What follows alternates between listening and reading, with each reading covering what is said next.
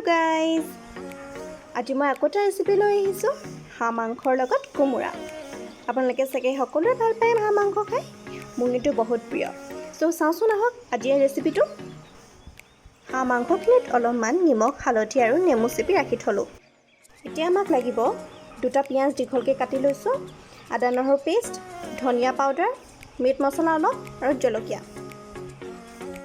Next আমাক লাগিব তেজপাত, শুকান জলকীয়া, পাঁচফোৰণ, ইলাচি, ডালচেনি, জিৰা, চফ্ট আৰু শুকান জলকীয়াই বনাই লোৱা এটা মছলা আৰু অলপমান জালুক। যিহেতু হাঁহ মাংসৰ লগত কোমোৰা দিম, তো কোমোৰা পিচখিনি ডাঙৰ ডাঙৰকৈ কাটি লৈছোঁ। 2টা আলু ডাঙৰ পিচ কৰি কাটি লৈছোঁ। এতিয়া এখন কেৰাহীত মিঠাতেল 3 টিস্পুন দিছোঁ। হাঁহ মাংসত মিঠাতেল দিলে বেছি টেষ্ট লাগে। এতিয়া তেলখিনি গৰম হৈ আহিছে, ইয়াত দিছোঁ পাঁচফোৰণ, লগত দিম তেজপাত,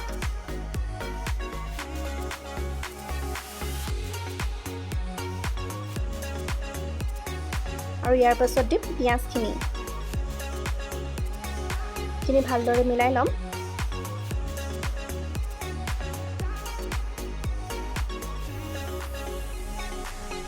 ইয়াৰ পাছতে দিম আমি শুকান জলকীয়া। এতিয়া ইয়াত দিম হাঁহ মাংসখিনি।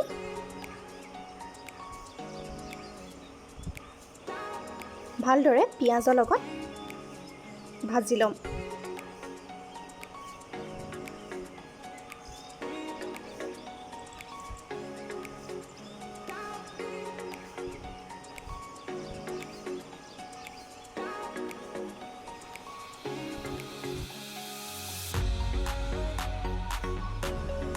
ইয়াত দিম আদা নহৰু পেষ্ট,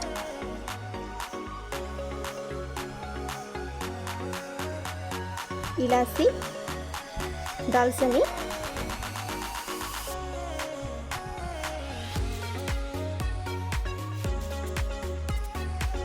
এতিয়া ইয়াত দিম অলপমান হালধি, লগতে দিম অলপমান নিমখ। আগতে যিহেতু মই নিমখ দি থৈছিলোঁৱেই, তো অলপমান নিমখ দি আপোনালোকে সোৱাদ অনুসৰি দিব। এতিয়া ইয়াত দিছোঁ অলপ মিট মছলা আৰু ধনিয়া পাউডাৰ। ভালদৰে আৰু মিলাই ল'ম। তাৰপাছত দিম মই মিক্স কৰি ৰখা জিৰা, শুকান গুড়ি আৰু চফ্টৰ মিক্সখিনি আৰু জলকীয়া এটা। এতিয়া দিম ইয়াত কাটি ৰখা আলুৰ পিচকেইটা, তাৰ পাছতে দিম কাটি ৰখা কোমোৰাৰ পিচকেইটা। মই অলপ ডাঙৰ ডাঙৰকৈ লৈছোঁ, আপোনালোকে ইচ্ছা কৰিলে সৰুকৈও ল'ব পাৰে। ভালদৰে মিলাই ল'ম গোটেইখিনি।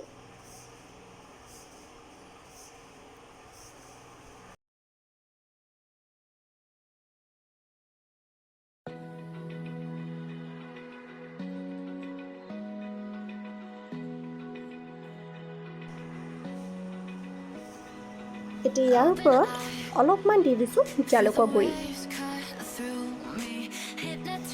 এইখিনি ভালদৰে সিজিবৰ কাৰণে 35 মিনিটছমান ঢাকি ৰাখি দিব। এতিয়া ইয়াতে মই পানী ব্যৱহাৰ কৰা নাই, কোমোৰাটোৰ পৰা নিজে নিজে পানী ওলাই গৈছে। আপোনালোকে বিচাৰিলে অলপমান পানী দিব পাৰে, মই কিন্তু ব্যৱহাৰ নকৰোঁ। এয়া মোৰ হাঁহ মাংসৰ লগত কোমোৰা ৰেডি হৈ গ'ল। সকলোৰে হাঁহ মাংস বনোৱা ষ্টাইল বেলেগ বেলেগ হয়। যদি আপোনালোকৰ আজি মোৰ এই হাঁহ মাংসৰ লগত কোমোৰা ৰেচিপিটো ভাল লাগিলে, তেন্তে আপোনালোকে এবাৰ ট্ৰাই কৰি চাবচোন আৰু মোক কমেণ্ট কৰিবলৈ নাপাহৰিব। যদি আজি আপোনালোকৰ মোৰ ভিডিঅ'টো ভাল লাগিলে, তেন্তে লাইক, শ্বেয়াৰ আৰু কমেণ্ট কৰি দিব, লগতে মোৰ চেনেলটো ছাবস্ক্ৰাইব কৰি দিব।